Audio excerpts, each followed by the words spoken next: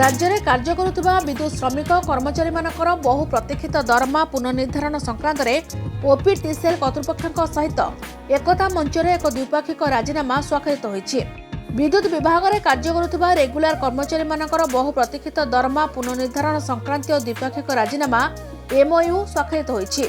1970 मसीह आज पर्यंत राज्यर विद्युत विभाग में कार्य करुवा श्रमिक कर्मचारी मानक दरमा प्रति 5 वर्ष पुनर्निर्धारण हेबार नियम लागू होई आसुछि। 2020 मसीह लागू होबाकु थिबा एही दरमा पुनर्निर्धारण दीर्घ 3 वर्ष धरी विभिन्न आलोचना पर्यालोचना मध्यरे समाधान होई पारुनथिला। गतकाली राज्यर विशिष्ट श्रमिक नेता रामचंद्र खुंटिया, रमेश चंद्र शतपथी और विष्णुचरण महांती नेतृत्व में यह संभव हो पारिछि।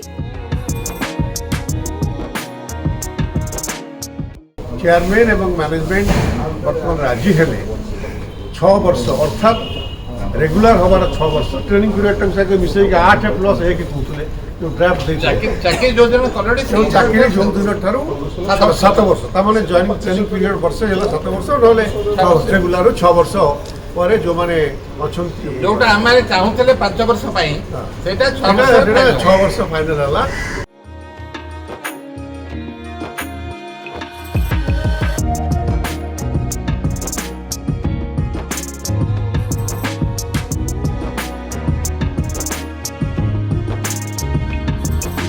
दरमा पुनर्निर्धारण में टेक्निकल कर्मचारी मानक दरमा संक्रांतीय असंगतिर मध्य समाधान करा जायछि, जहा फल प्रत्येक कर्मचारी हाराहारी 4000 टंकारु अधिक लाभवान हेबार प्राथमिक आकलन करा जायछि बोली ओएसीबी महासंघर साधारण संपादक जगन्नाथ महाराणा प्रकाश करिसेंति।